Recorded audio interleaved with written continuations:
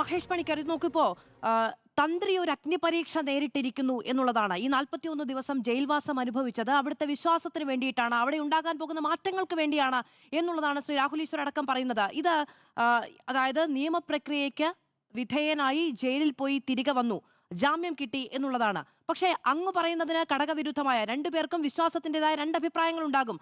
അത്തരത്തിലുള്ള ആശയങ്ങളും പറയാമല്ലോ. തീർച്ചയായിട്ടും അങ്ങനെയല്ല. അതിനകത്തെ കാര്യം വെച്ചാൽ നമ്മൾ ഈ അനുവാദം എന്നൊക്കെ ചോദിക്കുന്ന വാക്കിനകത്ത് ബഹുമാനപ്പെട്ട കോടതിക്കും അതിനകത്തെ ആ ഒരു സാങ്കത്യം മനസ്സിലായിട്ടില്ല. ഇത് വേറെ എങ്ങനെയുള്ള സാധനമല്ല ഈ പോയിരിക്കുന്നത്. കട്ടളയും കഥവും ധാരപാലകരുമാണ്. ഇത് അയ്യപ്പൻ്റെ വാതിലിൽ തന്നെ ഇരിക്കുന്ന സാധനമാണ്. ഈ സാധനം കണ്ടുകൊണ്ട് അദ്ദേഹത്തിൻ്റെ കൺമുമ്പിൽ തന്നെയാണ് ഈ സംഭവം സംഭവിക്കുന്നത്.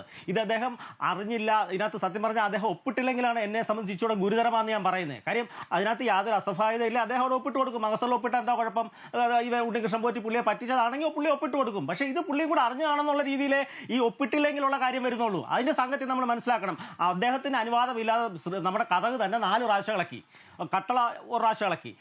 ആദ്യം ഇതെല്ലാം അവിടെ ശ്രീകോവിലിൻ്റെ ആണെന്ന് ആലോചിക്കണം. അപ്പോൾ ഇത് അദ്ദേഹത്തിൻ്റെ അനുവാദം ഇല്ലാതെ അല്ലെ അദ്ദേഹം അറിയാതെ ഇത് ഉണ്ണികൃഷ്ണൻ പോറ്റി തന്നെ പാതിരാത്രി വരുത്തി ചെയ്യുന്നതല്ല. ഇത് ശ്രീകോവിൽ തുറന്നിരിക്കുന്ന സമയത്ത്, നമ്മുടെ അമ്പലം തുറന്നിരിക്കുന്ന സമയത്ത്, അമ്പലം അടച്ചിട്ടിരിക്കുമ്പോഴല്ല, ഇതെല്ലാം ഇളക്കിയിരിക്കുന്ന സംഭവം അമ്പലം തുറന്നിട്ടിരിക്കുമ്പോഴാണ്. ഇത് അദ്ദേഹം അവിടെ ഉണ്ട്, അദ്ദേഹത്തിന് അറിയാം, അദ്ദേഹം കണ്ടിട്ടുണ്ട്.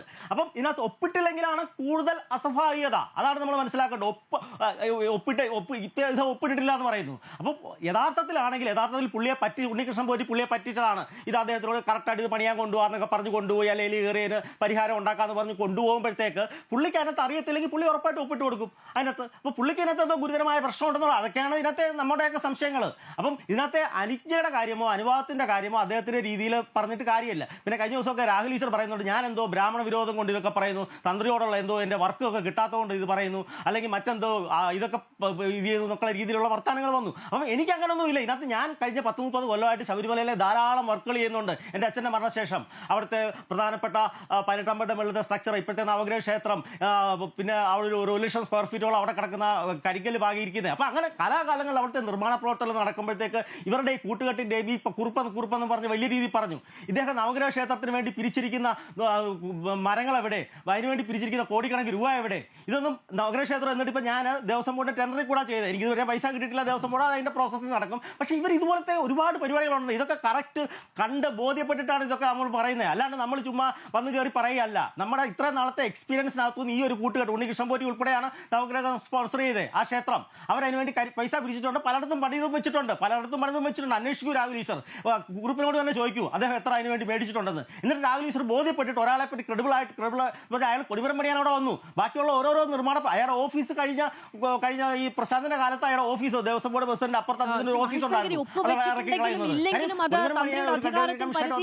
കാര്യമല്ല എന്നുള്ളതല്ലേ കോടതി പറഞ്ഞിരിക്കുന്നത്? അല്ല, അതിനകത്ത് ഞാൻ പറഞ്ഞ അതൊക്കെയാണല്ലോ അവർ പരിശോധിക്കുന്നത്. അതിനകത്ത് അദ്ദേഹം അദ്ദേഹത്തിന്റെ തന്നെ എന്താ പറഞ്ഞ കീഴ്ശാന്തിയായിട്ടിരുന്ന, അദ്ദേഹത്തിന്റെ തന്നെ സഹായമായിട്ടിരുന്ന അയാൾ തന്നെയല്ലേ സ്പോൺസർ വരുന്നത്. അല്ലാണ്ട് ദേവസ്വം ബോർഡിന്റെ രീതിയിലല്ലോ ഇതിന്റെ പണി നടക്കുന്നത്. അതുകൊണ്ടല്ലേ അതിനകത്ത് സംശയം വരുന്നത്. ഇതിപ്പം ഓക്കെ, ഇതിന്റെ ഒരു പ്രശ്നം വന്നു, അവിടെ ഒരു വ്യവസ്ഥാപിതമായ പരിപാടികളുണ്ടല്ലോ. അവിടെ ഒരു മരാമത്ത് ഡിവിഷനുണ്ട്. ഇപ്പൊ കട്ടളയോ കഥവോ എന്തെങ്കിലും കേടായി അവരോട് പറഞ്ഞു കഴിഞ്ഞാൽ അയ്യപ്പന് എന്താ പറഞ്ഞ ദാരിദ്ര്യമൊന്നും ഇല്ലല്ലോ. അയ്യപ്പന്റെ 500-1000 കിലോ സ്വർണ്ണം ഓരോരുത്തർ ഇരിപ്പുണ്ടല്ലോ, ബാങ്കിലോ ലോക്കറിലോ അല്ലാതെ ഉണ്ടല്ലോ. അപ്പോൾ അതിങ്ങനെ ഒറിജിനലായിട്ട് വരാതെ ഇവർ സ്പോൺസേഴ്സിനെ കൊണ്ട് ഉണ്ടാക്കുന്നതിനകത്ത് ചില പ്രശ്നങ്ങളുണ്ട്. അതാണ് ചൂണ്ടിക്കാണിക്കുന്നത്. ശരി, ശ്രീ മഹേഷ് പണിക്കർ, ശ്രീ പി.